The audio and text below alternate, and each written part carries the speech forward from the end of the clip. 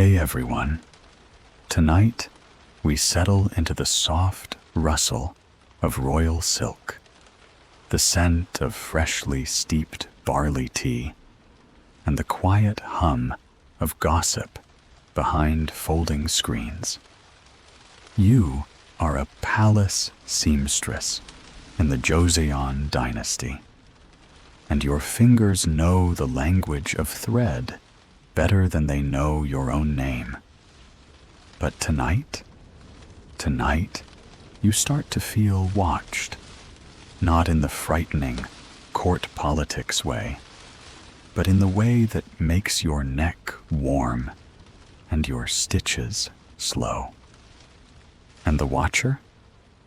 Oh, you probably will fall in love.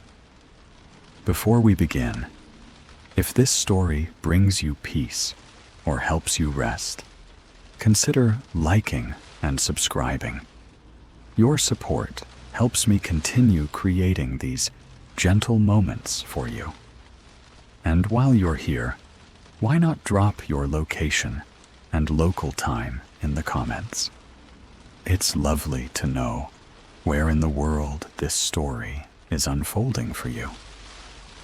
As the rain taps gently on the windows, dim the lights, wrap yourself in something warm, and maybe light a candle. Let the quiet hum of a fan or the rhythm of the rain carry you into tonight's story, peaceful and unhurried. You are one of 12 seamstresses in the women's quarters of Gyeongbok Palace, each of you bent like cranes over enormous bolts of silk dyed in colors that practically hum: jade green, cloud white, cinnabar red. The queen's ceremonial robe is nearly finished, and you are stitching gold pheasants along the hem. Your back aches, your eyes blur, but you persist because, well, no one else embroiders as fast or as cleanly as you. The day begins the same as every other, with the creak of pine floors and the shuffle of hemp slippers. Outside, palace attendants sweep the stone walkways with birch brooms. Inside, the silken hush is broken only by needles kissing cloth and the occasional yawn muffled behind a sleeve. You're stitching, thinking only of lunch, and hoping today's turnip stew isn't too watery, when you feel it. Eyes.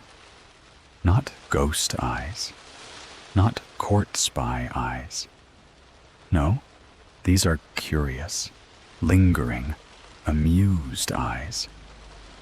You look up. No one.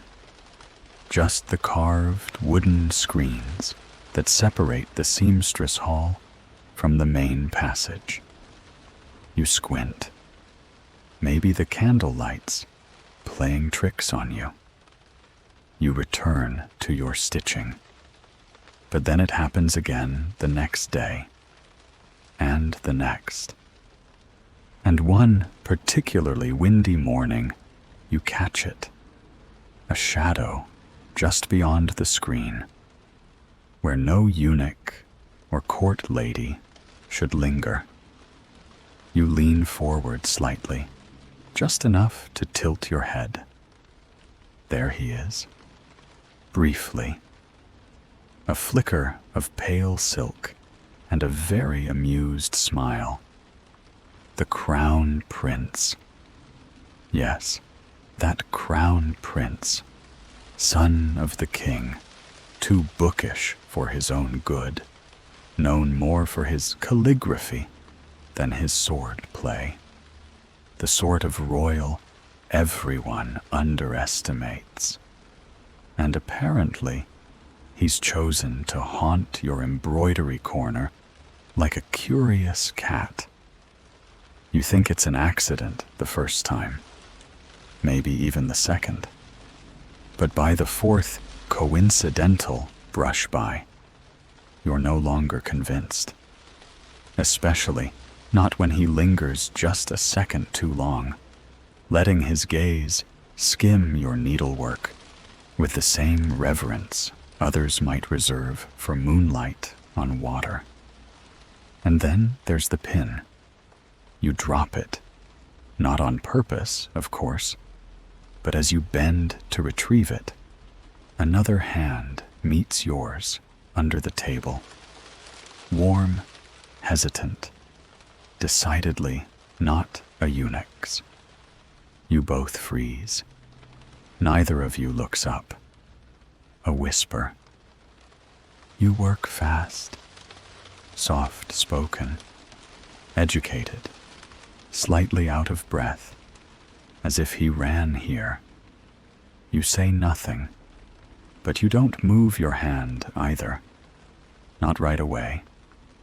This moment becomes legend among the seamstresses before lunch. As the week unfolds, so does the prince's presence.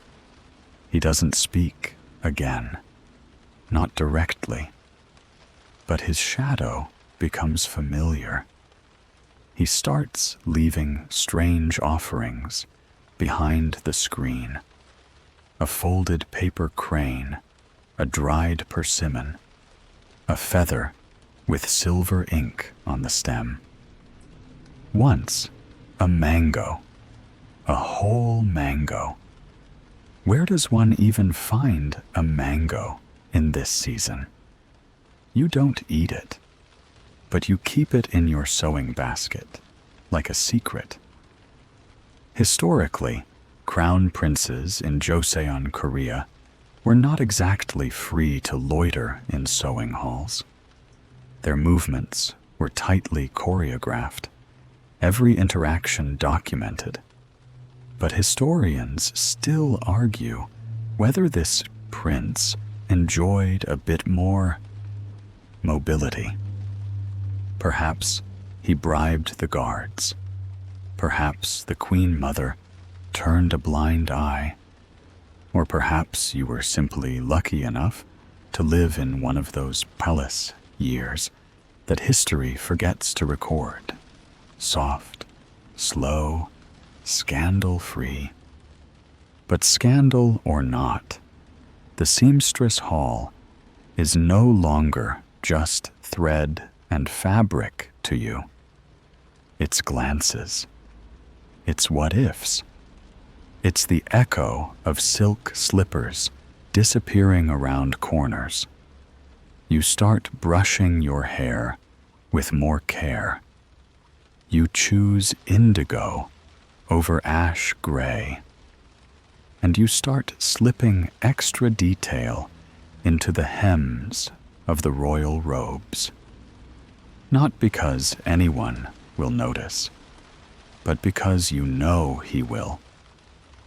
Meanwhile, the gossip among the court ladies grows louder. They speculate wildly. One insists she saw you holding hands.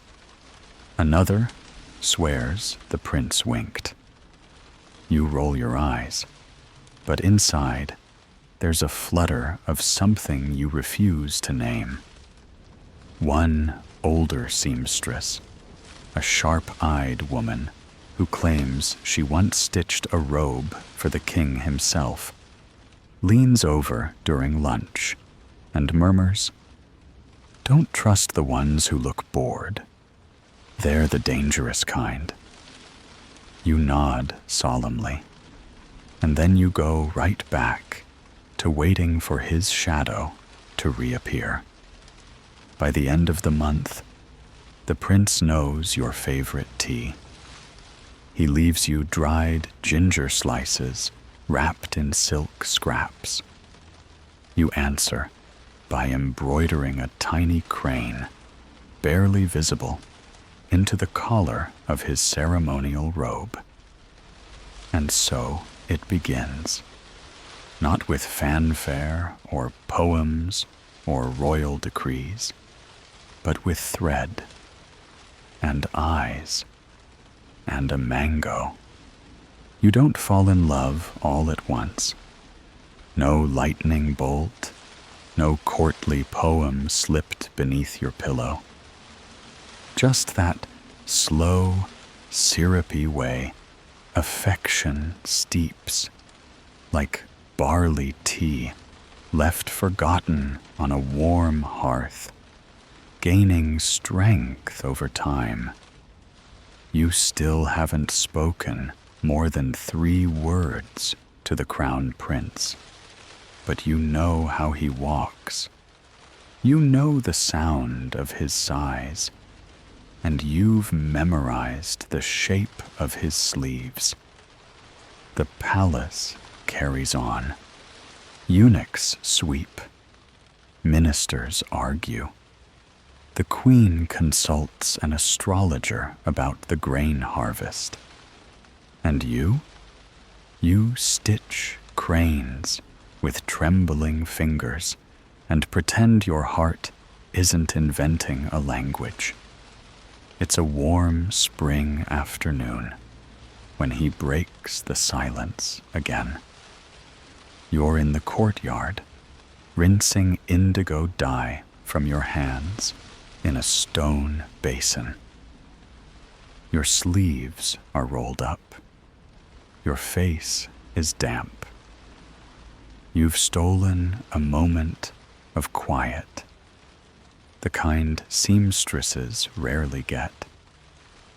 Then, do you always dye your own silks? You don't startle. You should. But his voice arrives like rain after a dry wind.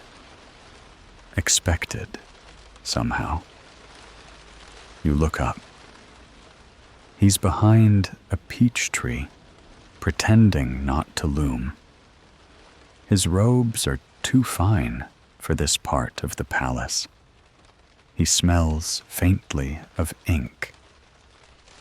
I don't trust anyone else to get the shade right, you say, voice steadier than expected. He nods like you've just revealed a truth of the universe. I thought so. That's it. That's the conversation. But you replay it in your head for days, like it's a dramatic court epic. From then on, he starts speaking more, short phrases, little questions. Nothing that would ruin him if overheard. He's cautious. You both are. But each word feels like a thread in a tapestry neither of you fully see yet. He asks about your favorite stitch. You ask if he's ever held a needle. He tells you he's terrible at embroidery, but decent at repairing fans. Once, he admits he burned a hole in his sleeve trying to write poetry by candlelight. You laugh too hard. You snort. It echoes. You want to disappear.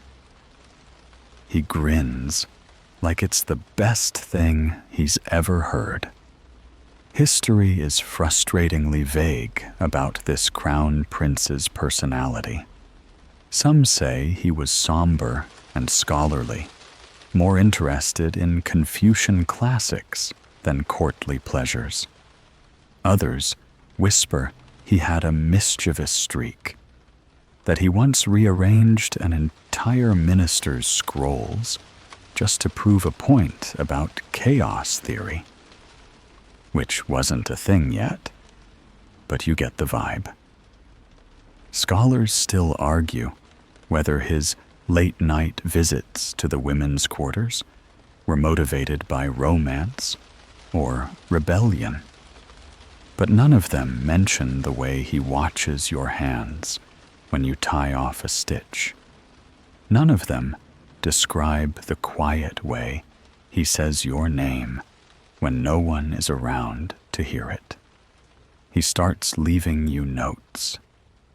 Nothing scandalous, just strange, lovely fragments on folded mulberry paper.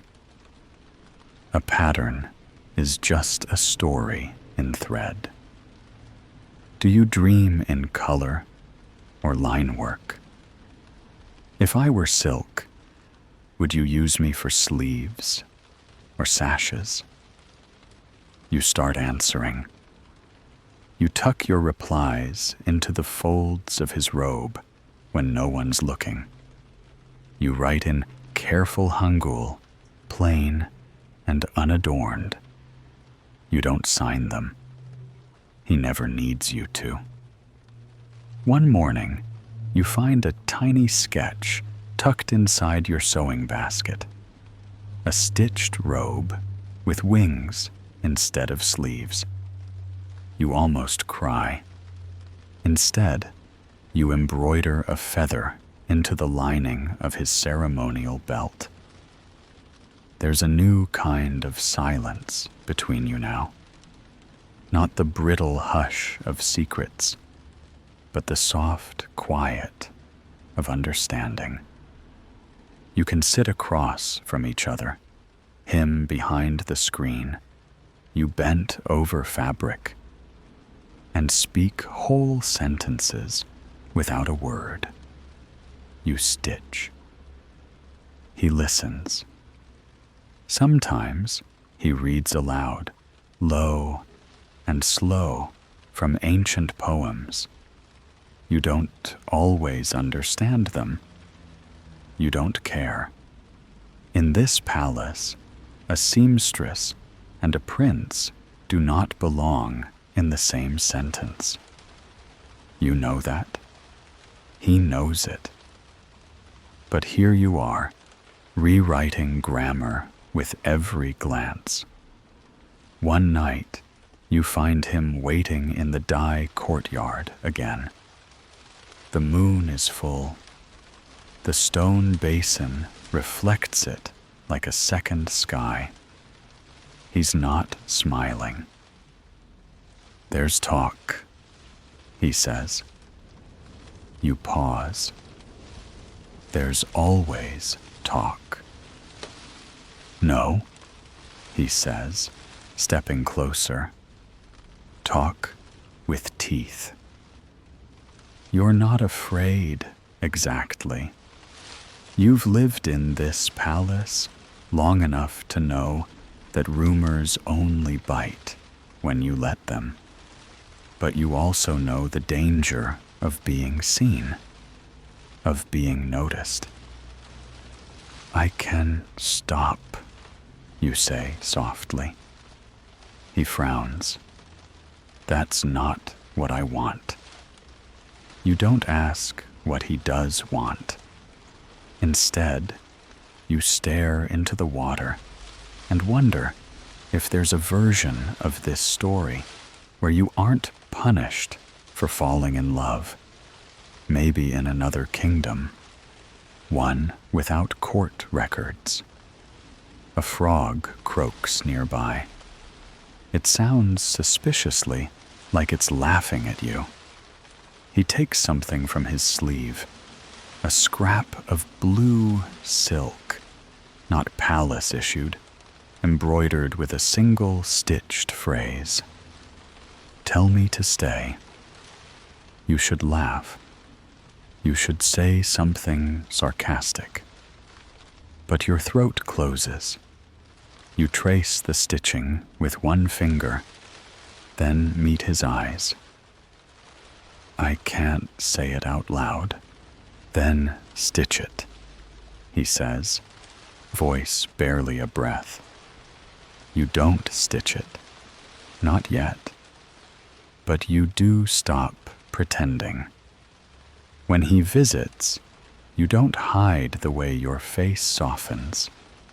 When he leaves, you keep the scent of his robes in your nose a little too long. The older seamstress watches all this unfold with the air of someone watching a flower grow from a crack in the stone. She says nothing, but one day she gives you a needle shaped like a crane's beak. For luck, she says, and sharp exits. Historians don't know about the needle. They never found it in any museum collection. But you keep it hidden in your sash, close to your skin, just in case. Spring gives way to summer. The days grow heavy. Your fingers stain with sweat and dye. The prince keeps coming, and your heart, stubborn and stitched together from years of discipline, begins to unravel. Summer in the palace arrives like a damp curtain, sticky, slow, and impossible to ignore. You've taken to working earlier in the day, before the heat swells under the tiled eaves, and the sewing rooms start to smell faintly of boiled rice and lavender talc. You tie your hair higher. You drink more barley tea. You wait for him less obviously, but he still comes. He always has an excuse. A tear in his robe. A question about a ceremonial thread pattern. Once, an urgent request for advice on the proper shade of yellow for his mother's birthday sash. You try not to laugh, but you do. He grins and says, "I would have gone with mustard. You saved me." The palace keeps turning, as palaces do. Eunuchs haul buckets of water down tiled hallways. Officials fan themselves with paper leaves. The Queen Dowager stages a very public fainting episode that nobody believes. Life flows on, as it must.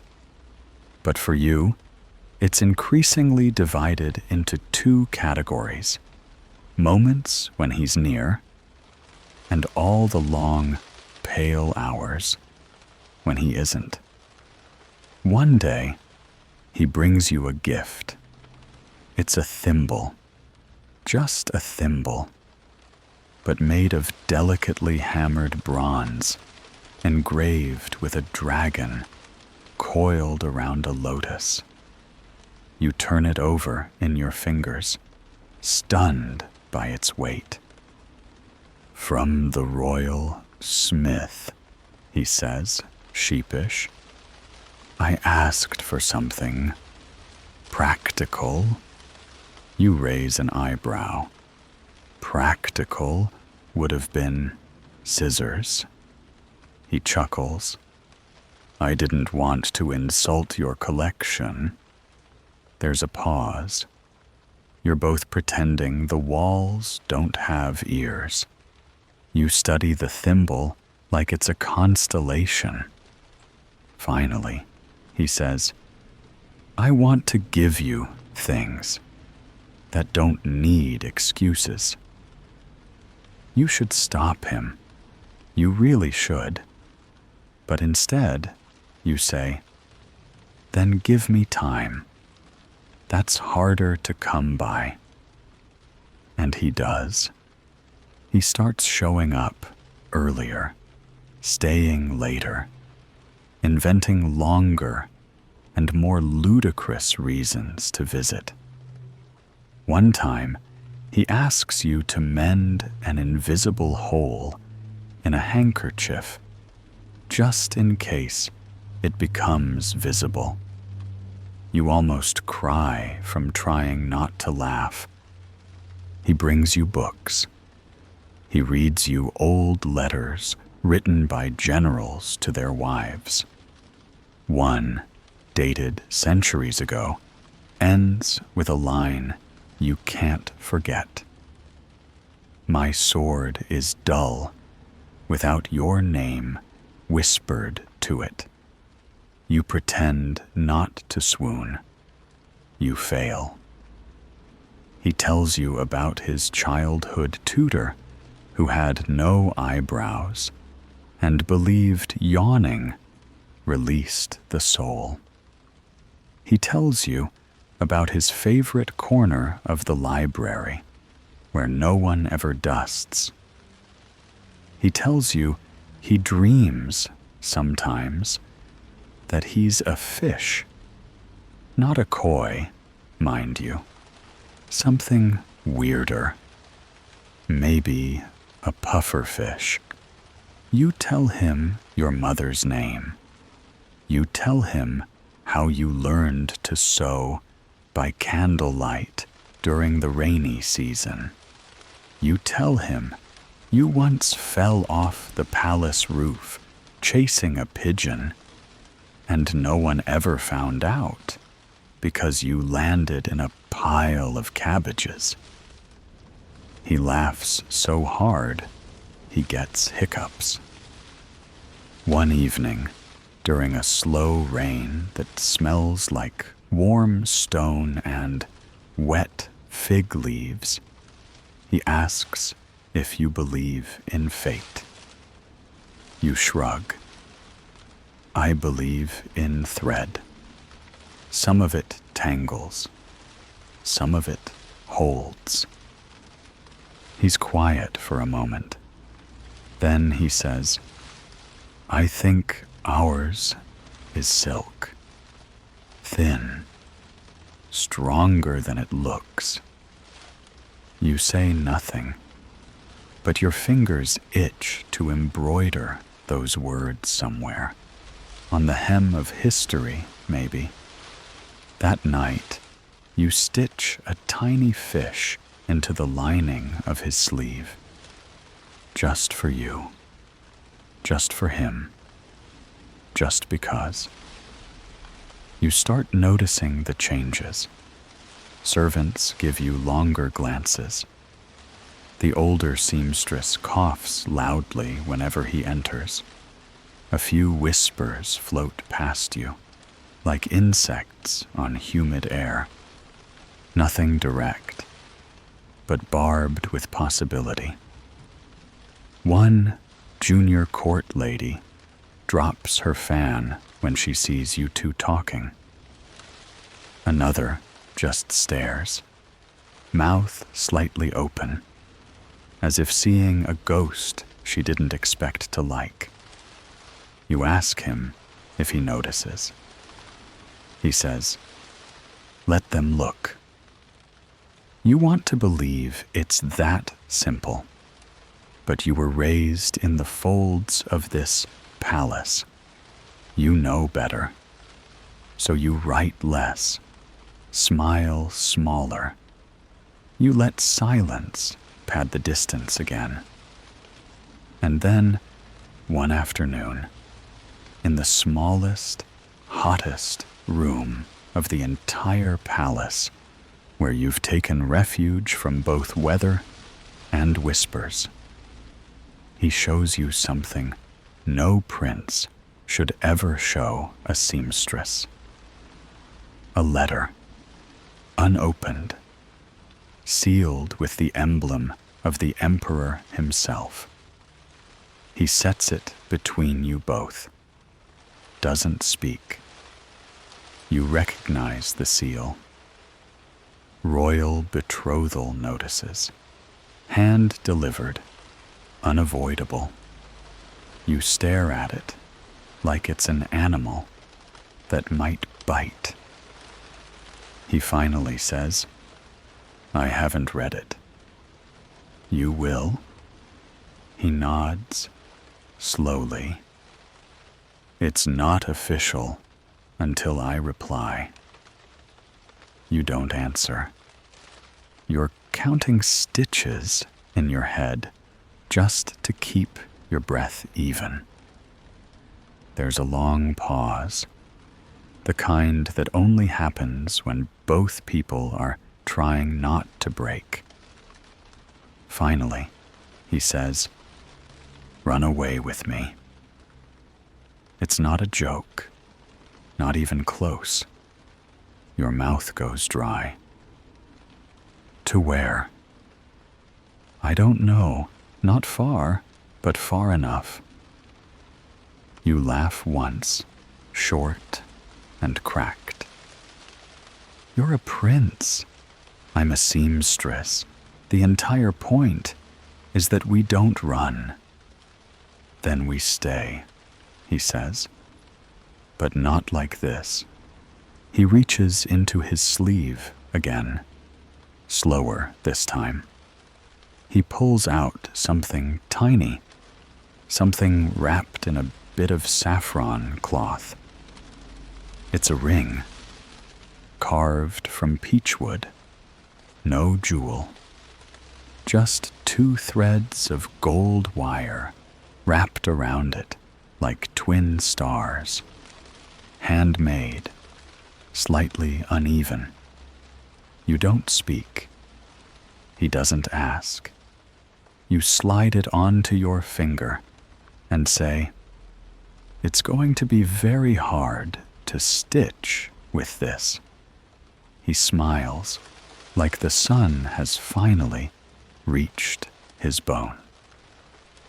Outside, the rain picks up.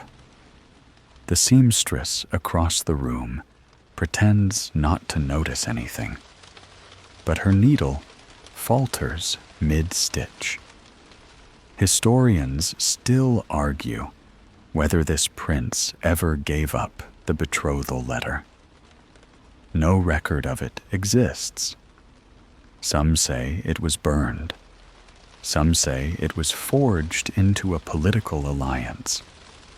One theory insists it was tucked into a book of love poetry and hidden beneath floorboards. But no one mentions the peachwood ring. No one mentions the look on your face when you said yes.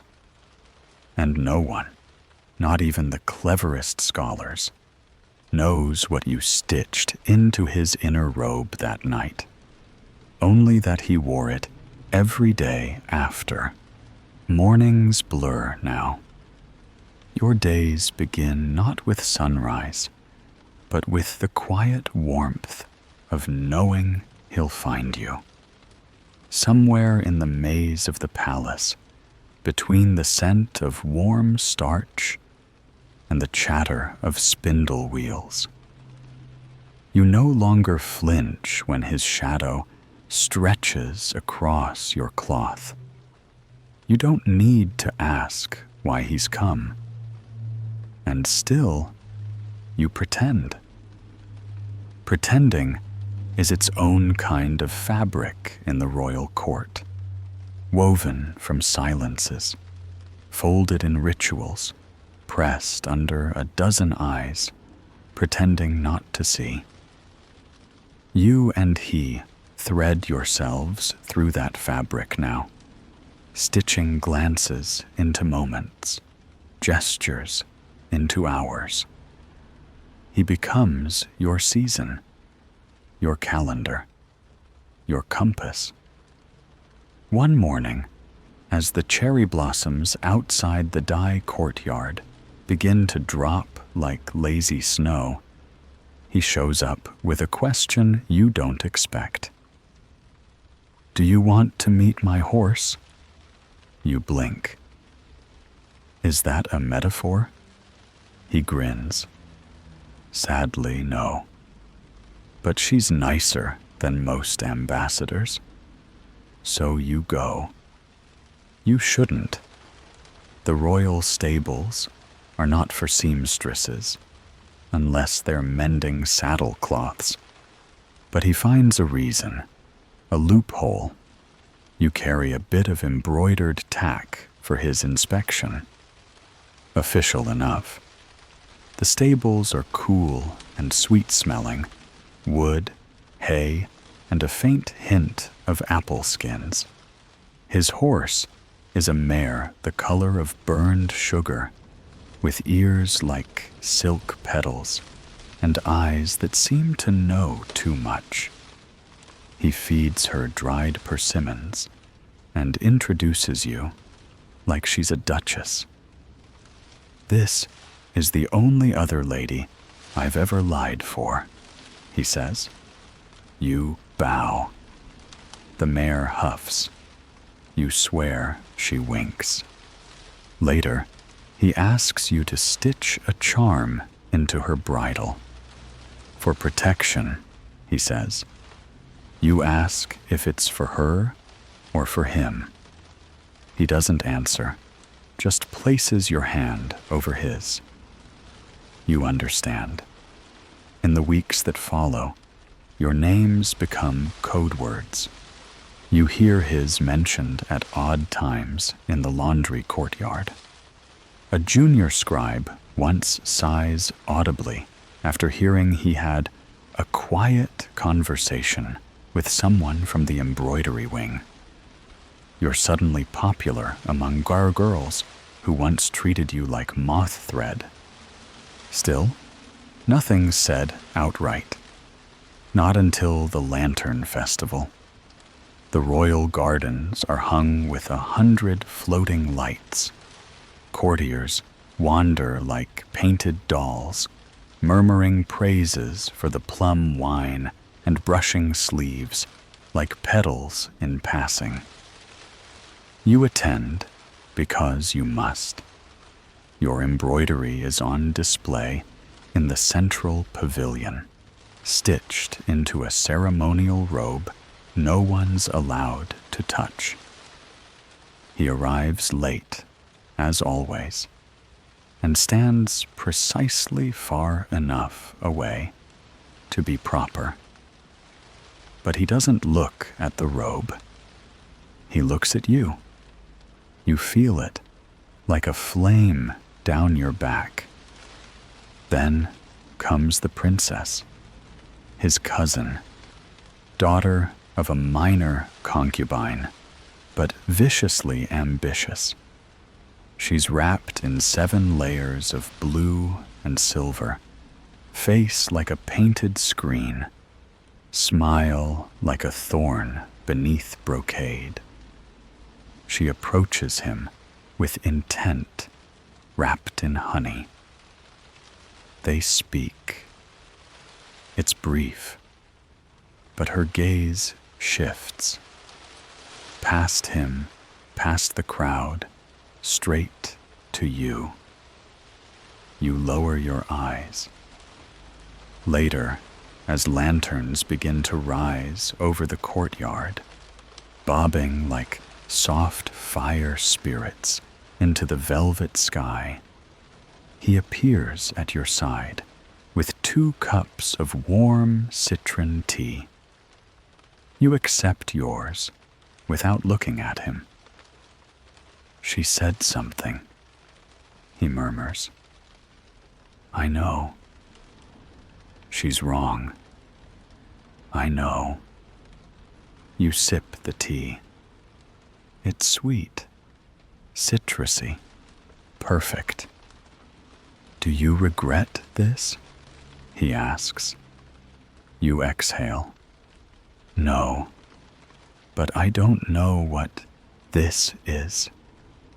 He pauses, then whispers, "It's the best thing I've never been allowed to want."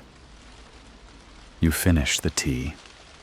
You say nothing, but your fingers brush his as you pass back the empty cup, and it's enough. That night, you dream of peach trees and stitched constellations, of horses that whisper secrets, of a love wrapped in brocade and silence. But morning comes, as it always does, with new whispers. The princess has petitioned the Queen Dowager. There are rumors now, sharper than before, not of scandal, but of suspicion, the kind that makes walls thinner and silence louder. Someone has seen something, or thinks they have. The senior seamstress warns you. She doesn't say much, but her eyes are kind. She tells you to be careful of your fingers, and it's not about sewing. You begin to worry, not for yourself. You've always known your place can be snipped like a loose thread. But for him, he starts coming less often, sending notes instead, folded into bits of silk, tucked into bolts of fabric. Simple things. Wear teal today. Or, the stable gate is unlocked at dusk. Once, do you still dream of fish? You do. Your heart pulls in two directions, wanting him safe, wanting him close. But you know enough about palaces to know both may not be possible. One late evening, a note arrives with a pressed blossom tucked inside. A honeysuckle. The paper smells faintly of ink and his sleeves. It says, "There's talk of me leaving for a posting." Your chest tightens. You sit down slowly, as if the floor is tilting. The note continues, "Not far, but far enough. They say I need distance." Historians still argue whether the prince's temporary reassignment was truly administrative or a veiled exile disguised as duty. Some believe it was his own request, an attempt to diffuse pressure. Others claim it was punishment, delicately worded. But the blossom says otherwise. The blossom is personal, so you write back. You choose your finest thread, gold-tinted silk from the imperial storehouse, meant only for wedding robes. You embroider your response not on parchment, but on linen. A single lotus blooming over rippled water beneath the crescent moon. When he receives it, he'll understand. You hope he understands. That night, the wind howls through the eaves like it, too, wants to run away. The day he leaves, no one tells you directly. It begins with a stillness. Not a quiet one. Palaces are never truly quiet, but a kind of pause in the air, like the breath between verses of a sad poem. The corridor outside the seamstress wing feels wider. Voices echo more than usual. Even the birds on the garden wall seem to wait for something that doesn't come. You thread your needle, but your fingers forget what to do. The linen in your lap sits unstirred, your silver scissors untouched. Then a stable boy, barefoot, mud-streaked, far too young to know what he knows, ambles in, looking for a dropped bridle strap. He notices your stillness. He hesitates. "They took the dark horse," he says, not meeting your eyes. "The one with the charm sewn in, Your needle finally slips from your hand. It bounces once on the wooden floor. No one speaks. Later, a whisper confirms it. The prince has departed at dawn, on official errand, with 6 guards and no fanfare, no goodbyes, no embroidered tokens tucked into saddlebags, no messages sealed with fragrant wax. Just gone. Like stitches unraveled when no one's watching. You don't cry. There's no time, no space for that. The palace is a quilt of duty and scrutiny, and you are just one piece. You keep sewing. You finish the sleeve for a minister's robe. You starch the hem on a princess's cape. You nod politely when courtiers pass, gossip blooming in their wake like mold on bread. But your heart? It begins folding in on itself. Days stretch. Time frays. The dye vats steam. The scissors clink. And the whispers circle. He's stationed in a coastal town, attending to provincial trade routes. Or he's in seclusion with a poetry tutor. Or perhaps he never left at all. And it's a ploy to distract someone important. Historians still argue whether his absence lasted 2 months or half a year. Records from that period are inconsistent, riddled with political reshuffling and deliberate vagueness. What is clear, though, is that your thread remained taut, unbroken, but quietly straining. You write. Of course you do. Not on paper, but in stitches, hidden on linings, tucked beneath sleeves, slipped inside hidden folds of ceremonial robes. Not every message is meant to be read. Some are just meant to travel. A line of blue thread inside a courtier's cuff. Do you still drink citron tea? A lotus petal embroidered under a provincial governor's sash. She misses the sugar-colored horse. An accidental mistake in a royal hem. One stitch looped the wrong way. Return. You don't know if they reach him. You don't know if they're seen, understood, or dismissed as palace whimsy. But hope is its own form of writing, and it keeps you awake at night. In those hours between dusk and dreaming, you begin visiting the stable. Not often, just enough to feel the echo. The mare remains, quiet and intelligent, nuzzling your hand whenever you appear. She wears the charm still, and her saddlecloth bears the embroidery you once argued over with yourself for 3 hours.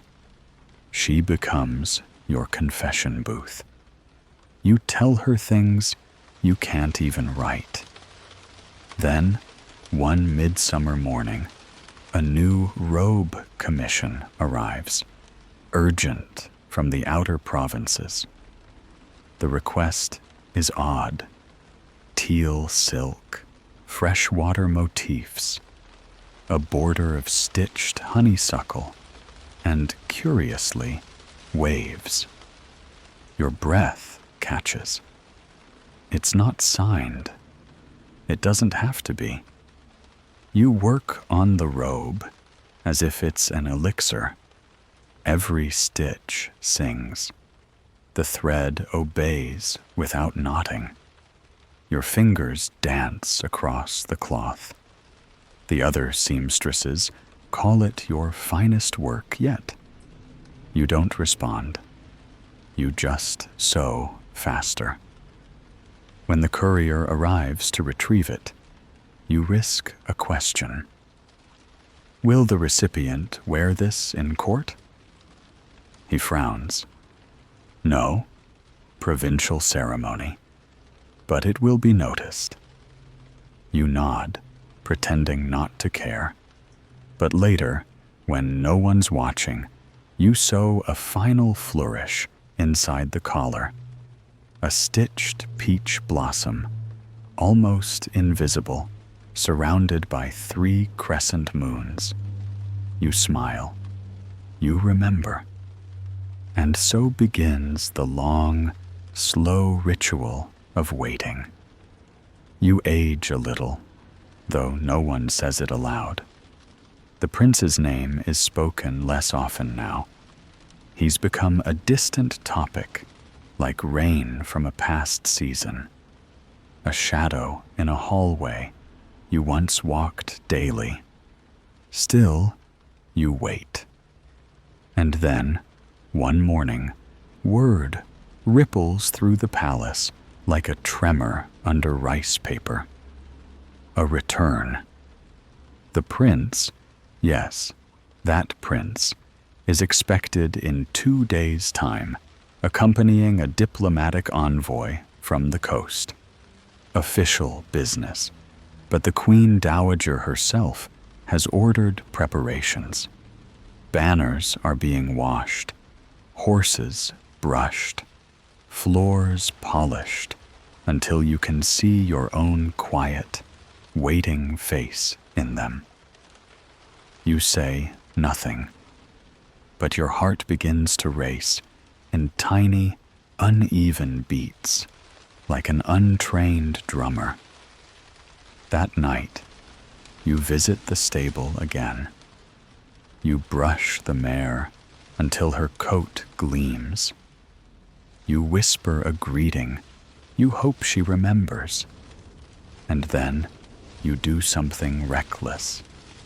You tuck a bit of peach blossom embroidery into the bridle strap, just in case. Just in case he notices. 2 days later, the palace gates open at sunrise. A stream of polished hooves, clinking armor, and ribbon-wrapped scrolls pours in. You aren't present. Of course not. You're bent over a set of official sashes in the inner chamber, pretending not to listen for footsteps that sound like home. And yet, the stable boy reappears by noon, breathless and wild-eyed. He asked for you, he says, like he's been carrying the sentence under his tongue for hours. You rise, not too fast, but fast enough that the other seamstresses blink.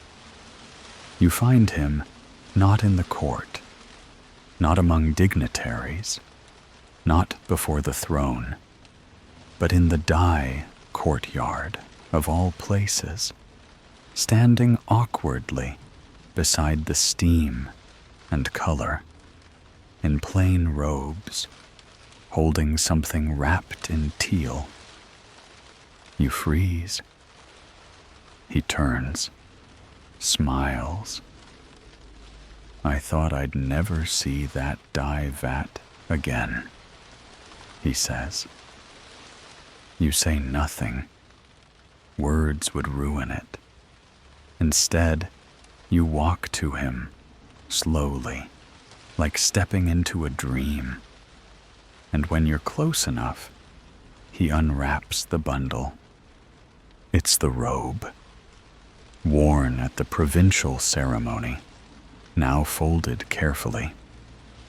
Inside the collar, The peach blossom is intact. He's traced it with a fingertip so many times the thread has softened. "I saw this," he says, "and I remembered who I was." You touch the thread with him, just lightly. The wind stirs. You look at each other, finally, without fear, not as prince and seamstress, but as two stitches in the same story. The next few weeks unfold not with fireworks, but with the slow warmth of early spring sun. Soft, hesitant, impossible to rush. You do not fall into each other's arms. You do not whisper declarations beneath moonlit windows. This is a palace, after all, and people have long memories and longer tongues. Instead, you resume your roles. You sew. He attends council. You stitch hems. He discusses flood irrigation in the southern provinces. But you cross paths, purposefully accidental, carefully choreographed by fate or habit or both. Sometimes in the library, where you now borrow scrolls on regional attire. Sometimes in the orange grove, where he now walks more often than duty strictly requires. You talk. Nothing dramatic, just ordinary things, which somehow feel more precious for being shared. He tells you about a coastal town where the tea leaves are sweet, even without honey. And you tell him about a childhood cat who once dragged a spool of gold thread through 3 rooms. You learn his laugh again. He relearns your silences. One afternoon, as you're rinsing dyed linen in the courtyard, he appears with a small lacquer box. You raise an eyebrow. He shrugs. "For the next robe you stitch that saves a nation," he says. Inside is a thimble, ivory, etched with waves and blossoms, your secret language. You say, "Thank you," but your voice doesn't quite work. So the gratitude comes out in a smile instead. Historians still argue whether this period was the quietest peace the court ever knew, or just the calm before a series of revolts. But what they agree on is this: the prince's demeanor changed. He was no longer the brooding, sharp-edged young man of earlier years. Something had softened him, grounded him. They never traced it to a seamstress. But you knew. Of course you did. You carry that knowledge in every garment, every stitch. It makes your hands steadier. Your next project is a ceremonial cape for the first minister's birthday, a commission that would normally stress you into mild collapse. But now, you hum while you work. You choose shades of indigo and russet. You embroider flying cranes. Their wings spread like exhaled breath. The other seamstresses whisper. They notice the change in you, but don't ask.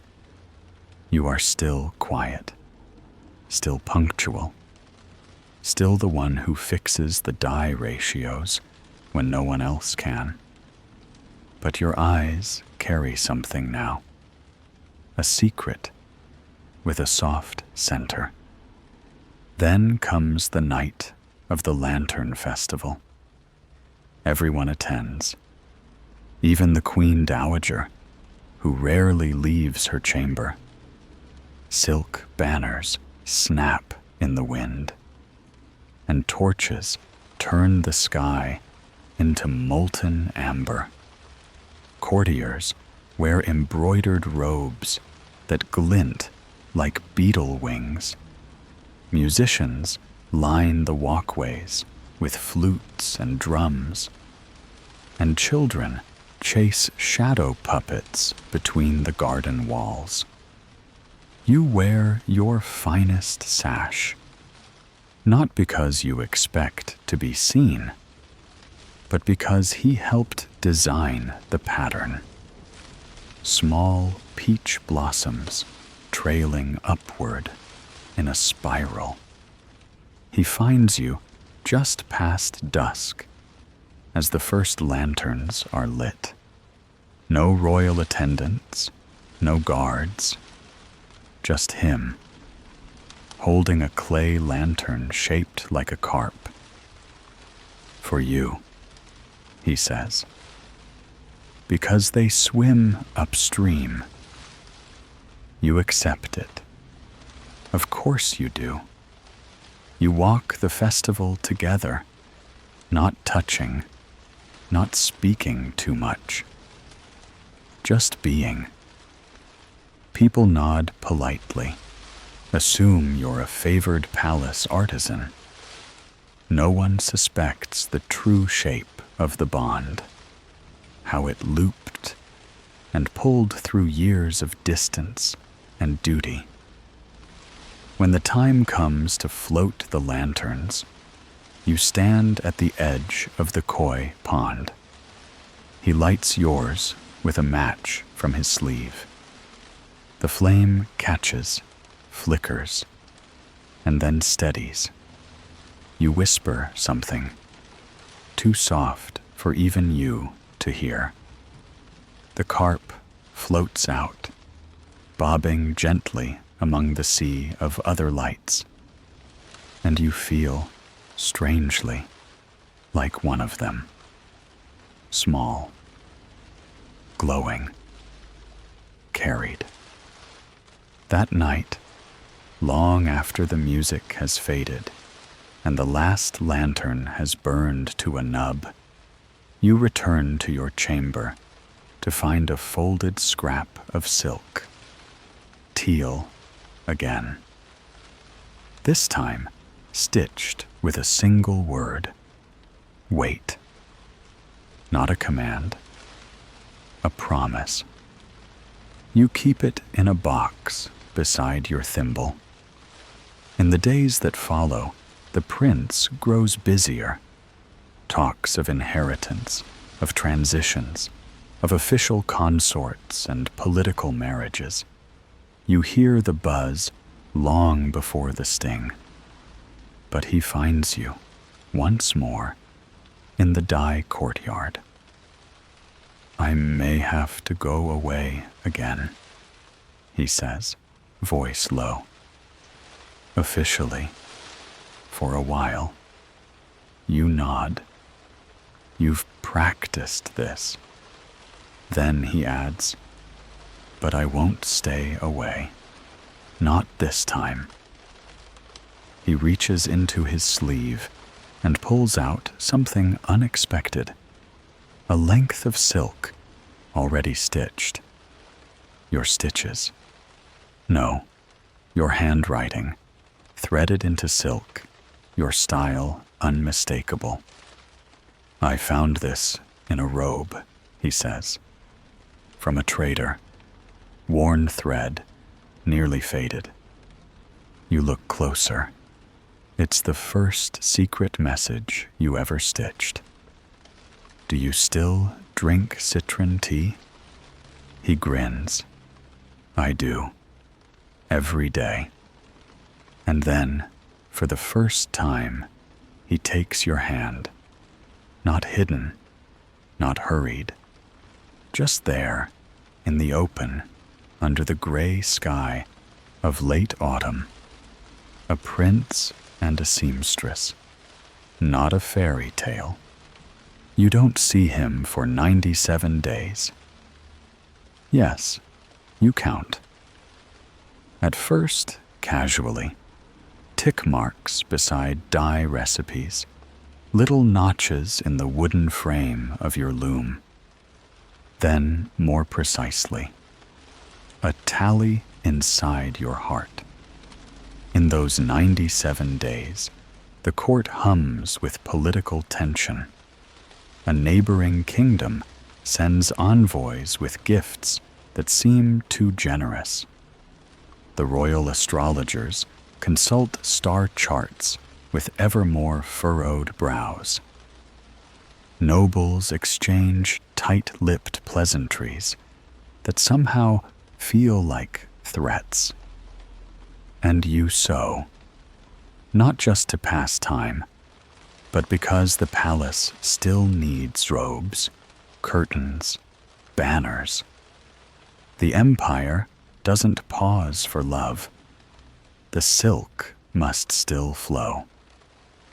One morning, you're tasked with mending a ceremonial parasol. You work in the sunlit courtyard because it's too large to fit in your chamber. The umbrella's canvas is a riot of saffron and emerald stitched long ago by some forgotten artisan.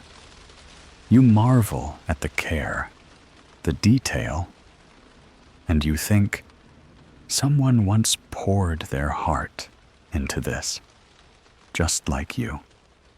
A few other seamstresses pass by and chuckle. "Look at her," one whispers. "Romantic, even with umbrellas." You don't answer. You've grown used to being misunderstood. What they don't know is that you're not romantic with umbrellas. You're just waiting for a prince who said he'd return. And here's the thing. He does. Day 98. Early morning. You wake to shouting. Joyful, not panicked. A foreign dignitary has withdrawn their troops. A long-standing debt has been repaid. The court is euphoric. The crown prince's diplomacy, they say, was decisive. But you don't rush to find him. You wait. It's late afternoon when you hear a familiar footstep. You look up from your embroidery frame to find him leaning in the doorway, tired, dusty, smiling like spring itself. He walks in like he belongs there, and maybe, by now, he does. "I brought you something," he says. It's not flowers or sweets or perfume. It's cloth, a bolt of heavy silk dyed in deep plum, almost black. As you unfurl it, your fingers tremble slightly. "This shade," you begin. "From the southern weavers," he says. "Takes 3 dye baths and a rare seed pod. They say it never fades." You test the fabric, stretch it between your hands. "You want me to make something?" He shakes his head. "No. I just wanted you to have it." You nod. And for a long time, the two of you say nothing. Just sit, side by side, in the small chamber where so much began. Historians still argue whether the crown prince began favoring domestic artisans after this journey, or whether the shift toward local silk production was purely economic. But the records show a sharp increase in commissions for palace seamstresses, especially one noted for her intricate hand stitching and preference for plum-dyed fabric. You don't need the footnotes to know the truth. Some weeks later, he sends a formal invitation, not as a prince to a subject, but as a man to someone whose life is stitched into his own. The wording is vague. Please join me during the rain festival, if your schedule allows. Your heart nearly comes undone. You prepare carefully. You select a robe in ash blue and stitch delicate magnolias along the hem. You leave your hair down, only braiding one thin strand with a sliver of golden thread. The festival is understated this year. Nobles have grown superstitious about displays of excess, but the rain falls gently, rhythmically, like fingers tapping on silk. You find him near the peach trees. He wears a robe in the same deep plum he gifted you. A silent message. You walk without speaking again. But this time, his hand brushes yours, stays there, lingers. You breathe in the scent of wet bark, old wood, distant incense. Then he says it. I want to make something official. You blink. You mean? I mean. Not everything. Not loudly. But something. Between us. You feel the ground shift, gently, like a tide pulling forward. He continues. You don't have to leave the seamstress chamber. You don't have to be paraded. You glance up. But I would be yours? He smiles. You already are. And with that, a different kind of stitch is made. Not with needle and thread, but with words, glances, and rain-slick fingers curled together. That night, you stitch nothing. You just sit by the window and listen to the rain, soft and steady, and try to memorize the weight of peace. The rain festival ends, but something else begins. Your chamber doesn't change. Still the narrow cot, the jars of ink, the bundles of discarded thread waiting to be sorted. But the air inside feels different, brighter, quieter, as if some ghost of doubt has finally packed up and moved out. People start noticing, of course. Whispers follow you in the dye house. You catch glances in the reflection of silver basins. Someone leaves an apricot tart on your windowsill. No note, just understanding. One morning, Mistress Bayek, your supervisor, the queen of subtle eyebrow lifts, hands you a commission without looking up. A private robe, she says, for someone important. You unfold the brief. The measurements are familiar, very familiar. I'll need extra plum dye, you say.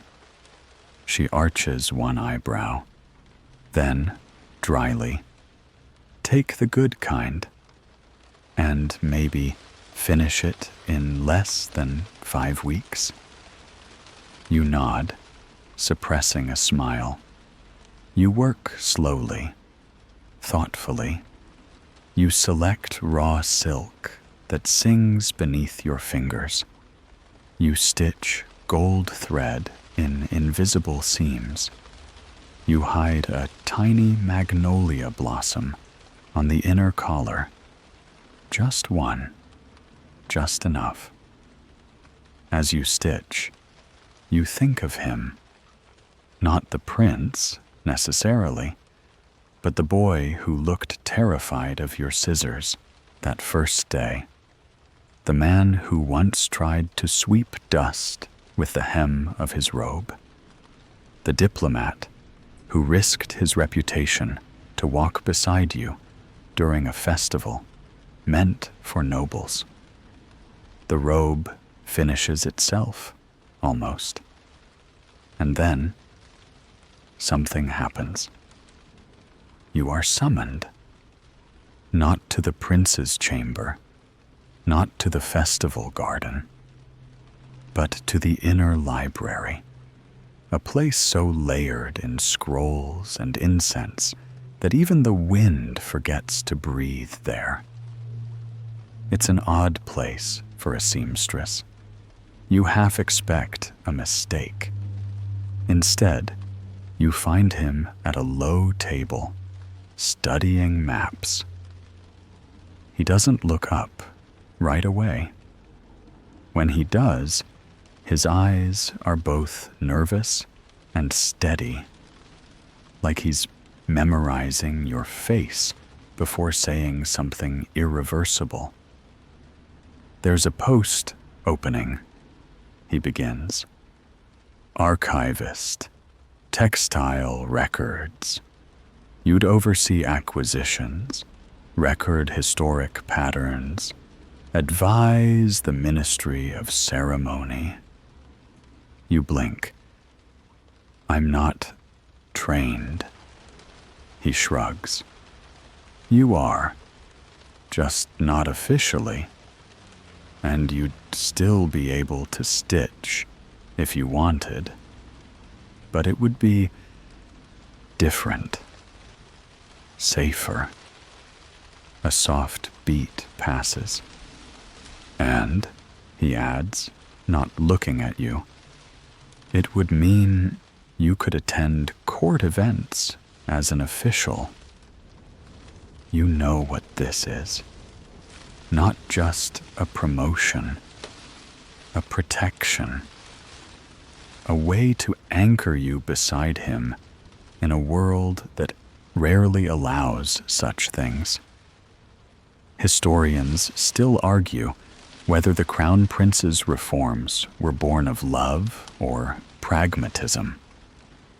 The textile archives grew during his reign, collecting thousands of fragments from across the peninsula: robes, prayer cloths, ceremonial banners. Most bear no names, but a few, the most delicate, are tagged with a mark known only to archivists: a stitched magnolia in plum thread. You say yes. You don't celebrate, not out loud. Instead, you return to your chamber, light a single beeswax candle, and place your tools on a folded cloth. Then you sleep. It's the first dreamless sleep you've had in years. The next season arrives with crisp mornings and the scent of dried ginseng in the air. You walk to your new office with a small bundle of patterns under one arm, nodding to court scribes and clerks who've only ever known you as the one who made the Queen's curtain fringe too pretty. The office is tiny, but glorious. Scroll racks, an inkstone carved with tigers, even a window facing the plum orchard. The first thing you pin to the wall is a scrap of ruined silk from the parasol you once repaired. The same saffron and emerald riot. A reminder. Not everything must last to be beautiful. Your days now blend ink and thread. You record the weaves used in royal ceremonies. Compare temple embroidery techniques. Annotate festival sashes based on their stitching direction. And every so often, he visits. Never formally. Sometimes under the pretense of needing advice on a diplomatic sash, or pretending to return a brush he never borrowed. Once, he brings you roasted chestnuts in a clay dish. Another time, he just sits on the floor beside your table, reading while you sort threads. You speak very little during those visits. That's the point. One late afternoon, as golden light stretches across the scrolls, he picks up a damaged robe fragment you've been restoring. "This belonged to my great-grandfather," he murmurs. You nod. The embroidery suggests it was part of a mourning set. He turns it over in his hands. "Do you think grief stays in the thread?" You don't answer. Because of course it does. But so does joy. That winter, snow falls early. You wear layers of linen beneath your robes and brew ginger tea before bed. The court moves slower, but your days remain full. Patterns to log, fibers to test, petitions to approve for new looms. And in the quiet moments, when the wind hums through the eaves and the candle gutters low, you reach for the robe he asked you not to make, your own robe, the one he doesn't know about. Ash blue silk, hidden lining of plum, a secret between stitches, a story waiting to be worn. The spring festival bursts open the palace gates like a flood of color. You find yourself swept up in the pulse of lantern light and plum blossoms, the air alive with the hum of shamisen and whispered poetry. Traders from distant lands arrive bearing fragrant teas and delicate ceramics, each a small miracle wrapped in paper and promise. Your new role at the archives means you see the festival differently now. No longer just a seamstress weaving silk, but a keeper of stories woven into every hem, every fold. In the courtyard, you watch as a troupe of dancers twirl beneath cherry blossoms, their costumes a riot of indigo and saffron, sequins catching the last light like scattered stars. You remember stitching a dancer's robe, the threads so fine they seemed to float. You breathe in the scent of incense and roasted chestnuts. The festival is a feast for all senses, a symphony of colors and textures that feels almost like magic. Amidst the crowd, you catch a glimpse of the prince. He moves quietly, not as royalty today, but as a man savoring the moment, his eyes bright with something like childlike wonder. He approaches, holding out a small package wrapped in embroidered cloth. "For you," he says simply. Inside, a hand-stitched handkerchief, tiny magnolias embroidered in plum thread. A secret signature between you two. You laugh softly, fingers brushing the delicate fabric. "Do you think anyone else knows this code?" you ask. He shrugs, eyes twinkling. Historians still argue whether the magnolia stitch was a common motif or our own little conspiracy. The evening deepens. Lanterns flicker, casting long shadows on the walls. You and the prince find a quiet corner, sipping sweet tea beneath a canopy of stars. He tells you stories of ancient kings and forgotten gardens, his voice low and steady, like a lullaby. You lean back, eyes half closed, the warmth of the tea and the magic of the moment weaving a gentle spell. As the festival fades into night, you realize that these shared moments, these small tokens of affection, is the true tapestry of your story. And maybe, just maybe, you probably will fall in love.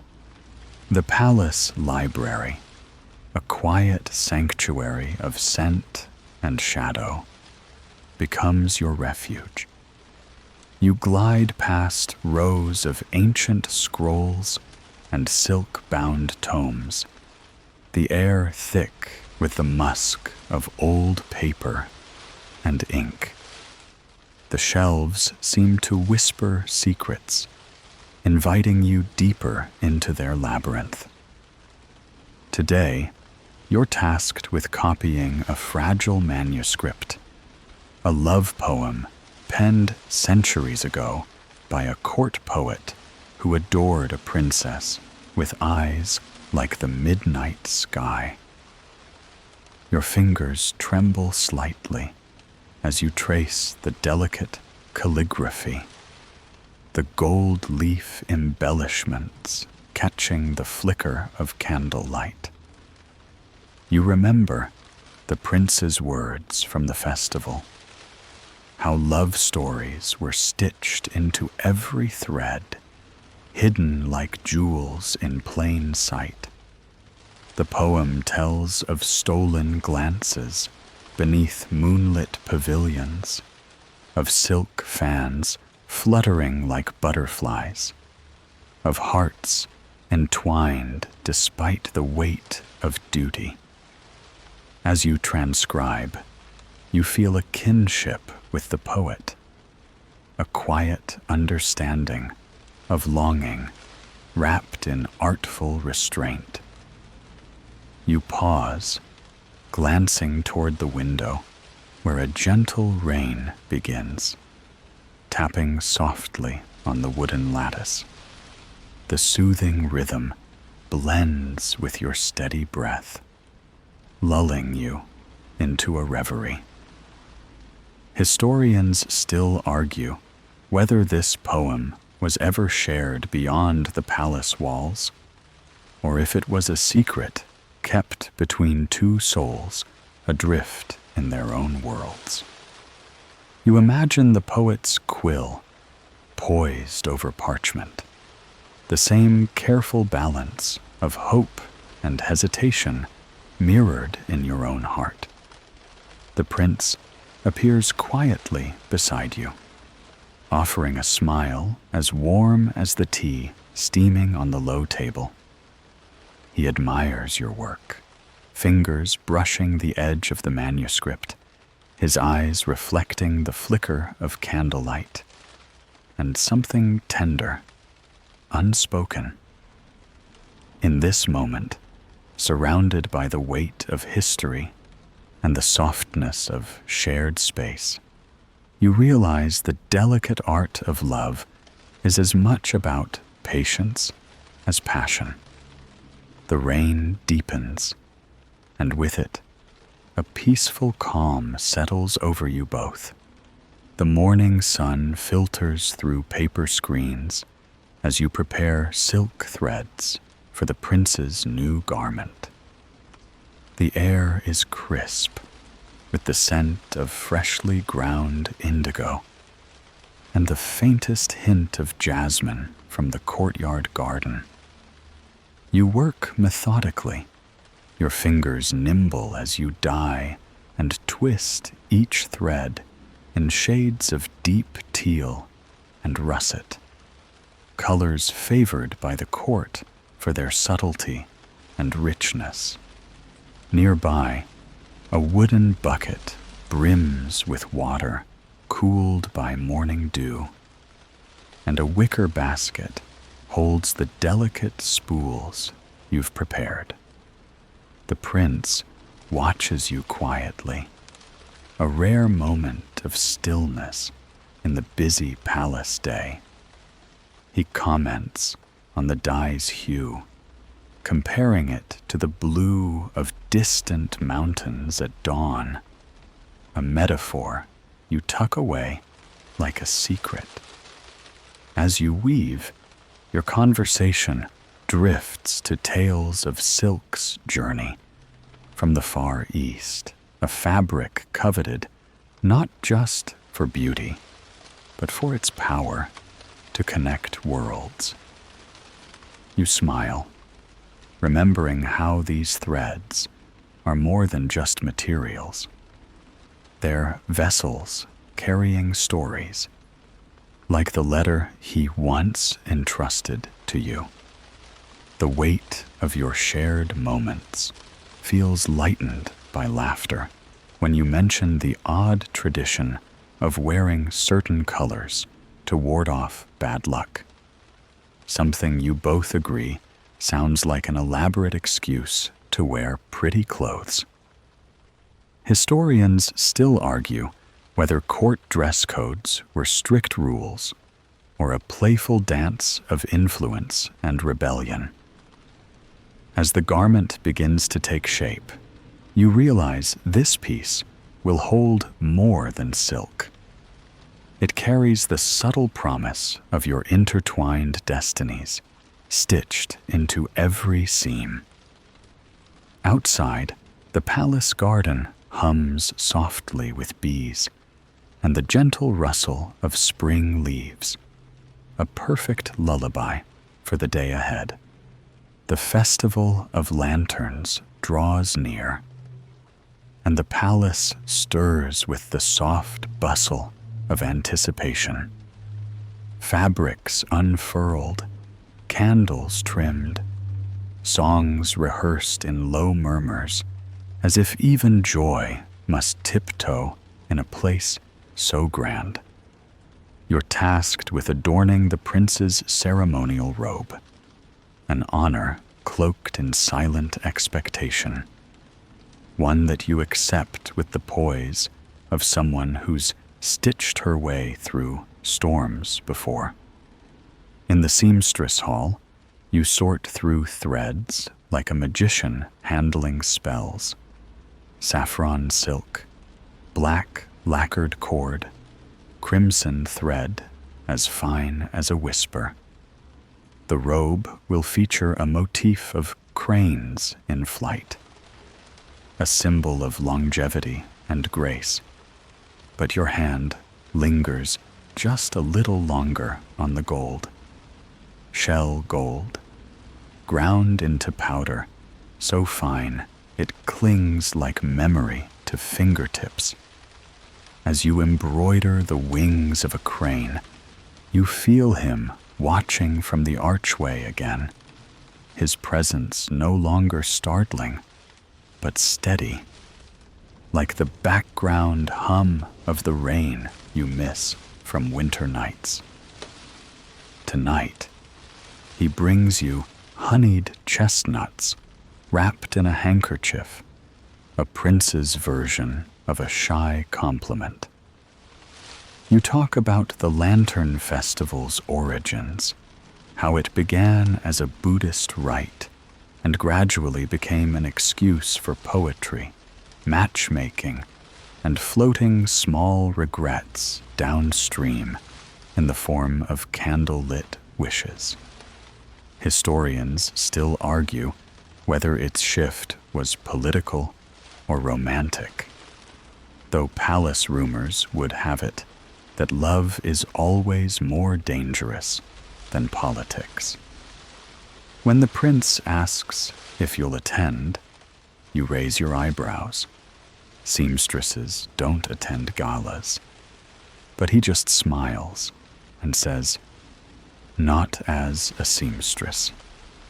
Later, under your hands, the cranes seem to soar just a little higher, as if even thread responds to hope when spoken aloud. And somewhere inside you, that flickering question, "What if?" begins to glow steady and warm. The day of the Lantern Festival unfolds in slow, honeyed light. You awaken before the sun, heart fluttering like the silk banners hung across the courtyards, each breath steeped in anticipation and a trace of disbelief. Servants move with extra polish today, and the kitchens hum with roasted chestnuts, syruped persimmons, and sesame honey cakes. Even the floorboards seem to creak more elegantly. It's as if the entire palace is holding its breath, not just for the lanterns, but for something quieter, more intimate.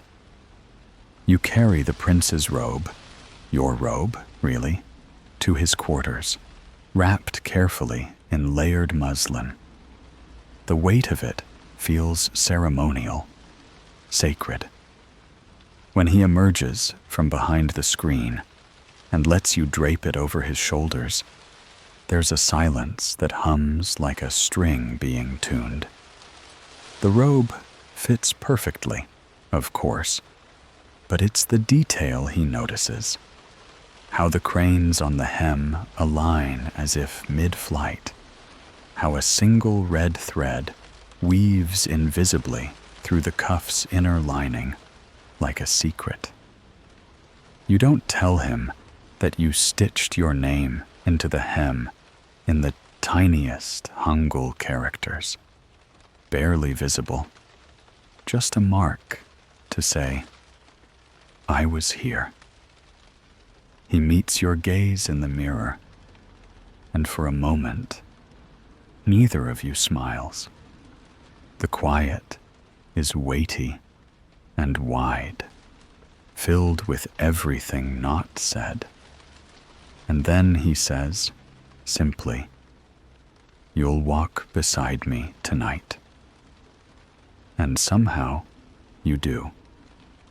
Just before sunset, you're dressed in a borrowed gown of muted jade and ink blue trim. A lacquered hairpin holds your braid in place, and the older seamstresses, who pretend not to fuss over you, tuck sachets of clove and mugwort into your sleeves for steadiness, they say. When you step into the courtyard, the lanterns have begun to bloom like soft stars come to earth. Reds and oranges first, then delicate whites shaped like lotus blossoms. They float on bamboo poles, dangle from carved balconies, sway from willow branches. It's dusk, but everything feels illuminated from within. Beside the prince, you walk slowly through the palace grounds. Courtiers part like sea foam. Some whisper, but most bow. And you realize, with quiet surprise, your fear has dissolved into something else entirely. He stops by the main reflecting pool, where the royal lanterns are set afloat. "Make a wish," he murmurs. You hesitate, then gently lower your lantern onto the water's surface. Its flame winks back at you like a secret, carried into the ripples. Historians still argue whether royal romances were ever truly free of consequence, or if every choice came with a price eventually due. But tonight, with candlelight dancing across his cheek, and your hand not far from his, you find you don't mind the cost. As a flute begins to play, and fireworks blossom silently behind the distant hill, the prince leans in and says, "I never thought the hem of a robe could undo me." You laugh quietly, but your heart answers, "Me neither." After the festival, the palace never returns to quite the same rhythm. The days still glide by in soft repetition. Morning dew on the stone steps, steam rising from rice porridge, the rustle of scrolls in the library wing. But underneath it all runs a warmer current, like spring thawing a once frozen stream. You still work, of course. That's part of the secret. Love in a palace has to be stealthy, threaded between duty like fine silk. But now, your fingers hum with a new kind of electricity as you sew. You find yourself lingering over buttons, adding secret stitches only he would recognize. A spiral near the collarbone, a single tiny bluebird tucked behind a seam. He leaves you notes now. Not love letters exactly. He's smarter than that. But small poems, riddles, bits of old Korean proverbs folded into bolts of cloth or tucked beneath bundles of embroidery thread. Even stone is worn by steady drops, one reads. Is it you or time doing the dripping? One morning, you find a lacquer box at your workstation. Inside is a comb carved from sandalwood and a smooth pebble with your name painted in cinnabar. You press it to your cheek, and it smells faintly of plum wine. Despite the gifts and glances, nothing has been declared outright. You walk along the edge of something va, your hands never quite touching, your words always polite in public.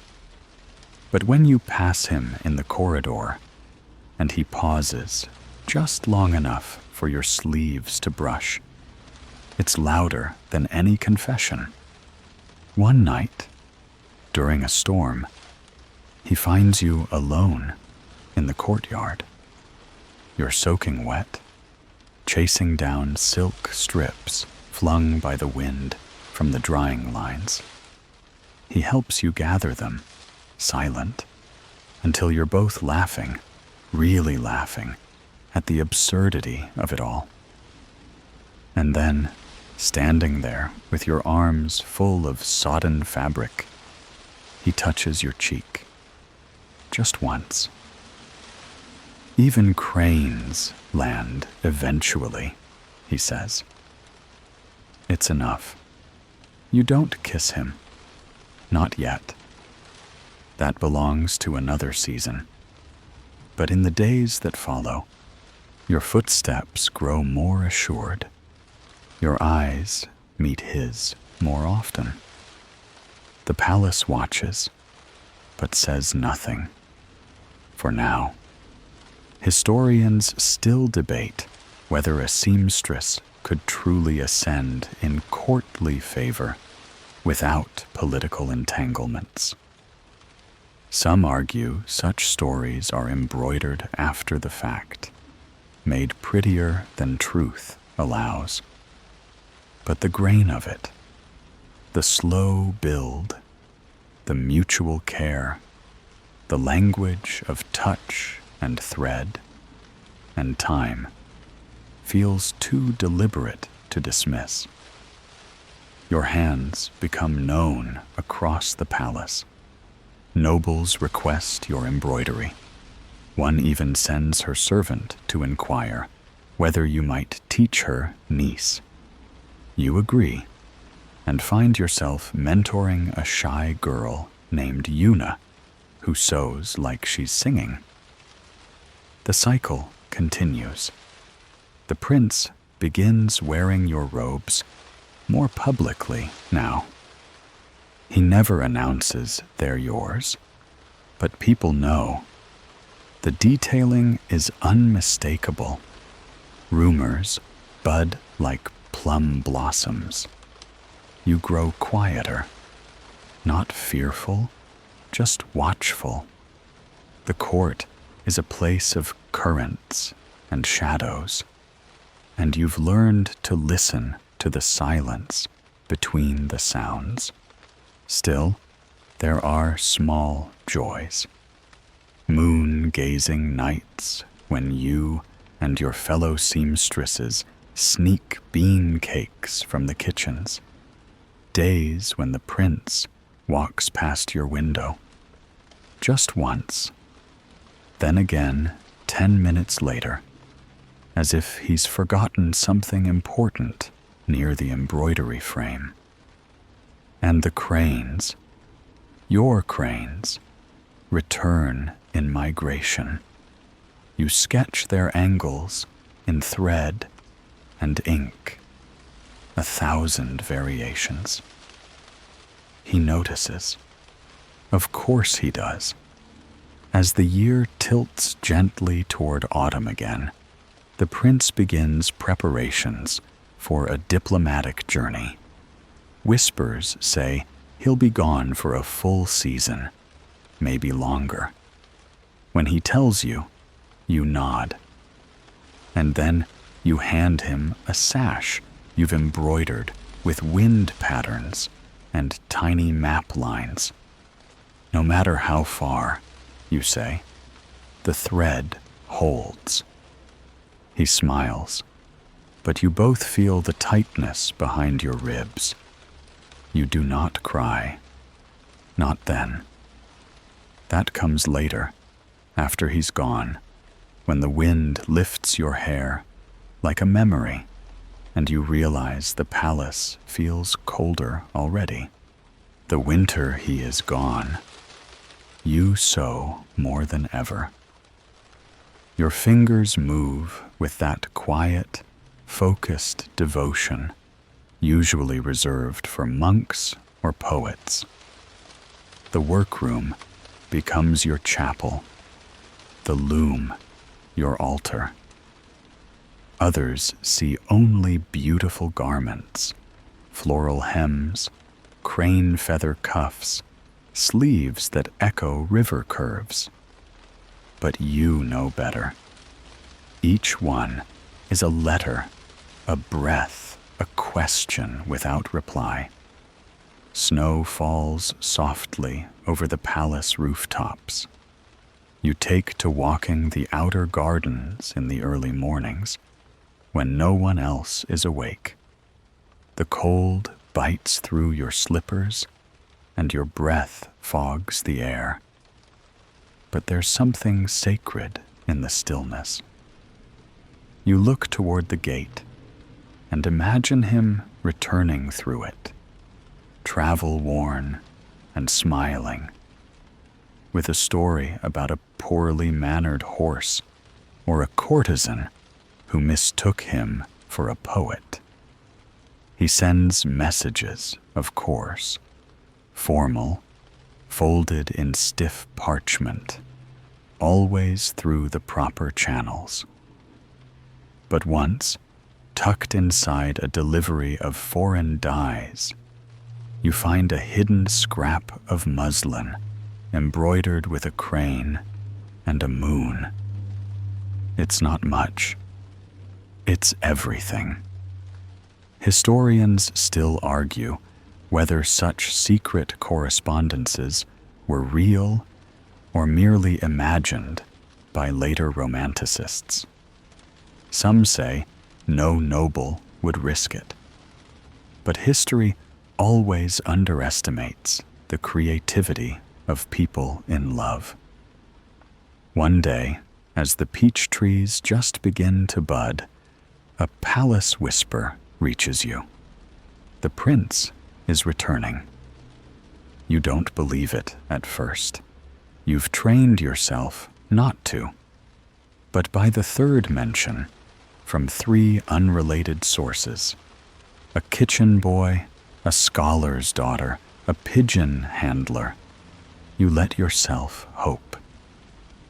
The morning he arrives, the entire courtyard gathers in layers of teal and saffron. The snow has melted, but the chill lingers. You stand near the back, not expecting anything more than a glimpse. But then he steps down from his horse and walks straight toward you. You don't move, not until he's close enough that the scent of travel and sandalwood reaches you, and his eyes soften in a way that makes everything else blur. "I brought something," he says. He lifts a parcel wrapped in indigo silk. Inside is a dress, your design, your embroidery, finished by someone else, but unmistakably begun by you. He's carried it across mountains. "You were with me," he says, and your chest folds like paper. The court doesn't speak of it, not openly, but word spreads that the seamstress now sits closer to the prince than ever before.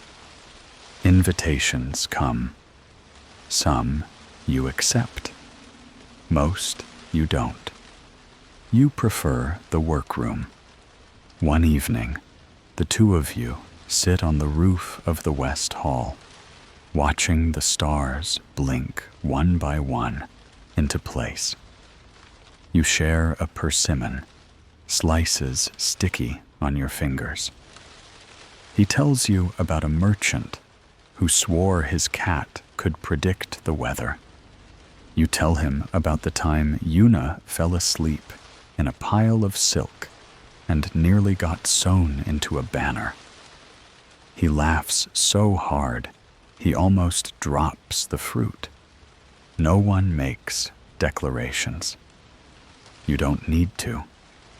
Love isn't always a crescendo. Sometimes it's a stitch, quiet, repetitive, unbreakable. By midsummer, the cranes return. This time, they land in the palace pond and stay for nearly a week. You feed them rice from your palm. He watches from the shadow of a cherry tree. That night, you sew one final robe, deep blue, like midnight. with a lining of red silk that flashes like a heartbeat. It takes you 3 weeks and the help of every girl in the workshop. When you finish, you fold it neatly, press a sprig of pine inside, and leave it outside his chamber. You do not stay to see his reaction, but the next morning he wears it to council, and everyone understands. Historians debate whether the robe still exists. Some say it lies folded in a private collection. Others claim it was lost in a fire. But in the city where the palace once stood, old women tell their daughters a story about a prince, a seamstress, and a robe that held the shape of love. You carry this life forward, quietly, deliberately, like you've carried everything else. You teach more girls to stitch.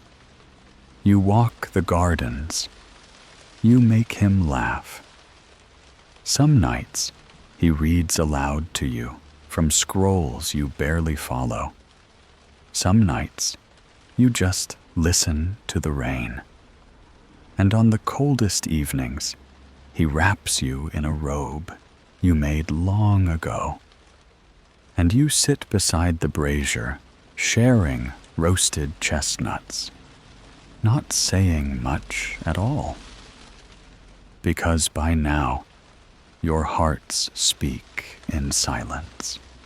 And now, dear dreamer, the night deepens. The palace fades into soft gold and shadows, its windows dimming one by one as the last candle gutters and the corridors fall silent. Beyond the courtyard walls, the cranes sleep with their heads tucked under their wings, the pond still beneath a silver moon. You, too, settle deeper beneath your covers, your breath steady, your mind afloat somewhere between silk-threaded memories and the hush of falling snow. The seamstress's hands, always so sure, now rest folded in her lap. The prince, older now, quieter, sits beside her, a gentle presence, no grand speeches, no need. The world they built together was never loud. It stitched itself softly into place. One garment, one glance, one promise kept. The warmth of brazier embers glows behind your closed eyes. The scent of pine and old parchment lingers in the folds of your sleep. Outside, rain begins to tap again, gentle and familiar, as if the story continues just beyond hearing. And you, still and safe beneath the blanket of their love, are exactly where you're meant to be. You are not alone. You are not forgotten. You are wrapped in centuries of quiet devotion, and the thread will hold. Sleep well, traveler.